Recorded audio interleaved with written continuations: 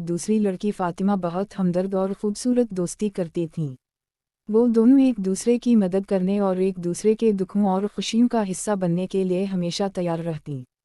एक दिन नफीसा और फातिमा ने सुना कि इनके शहर की मस्जिद में एक ज़रूरतमंद ख़ानदान रहता है जिसके पास कुछ खुराक की ज़रूरत थी। दोस्ती की रोशनी में नफीसा और फातिमा ने तस्मीम किया कि वो अपने खर्चे को शेयर करके इस ख़ानदान की मदद करेंगी।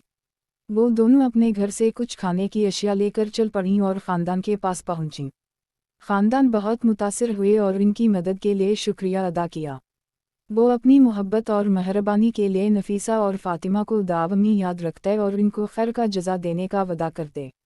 इस कहानी से हमें ये सीख मिलती है कि इस्लाम में दोस्ती का ताल्लुक़ मोहब्बत, मेहरबानी, एहतराम और एक दूसरे की मदद करने पर मबनी होता है।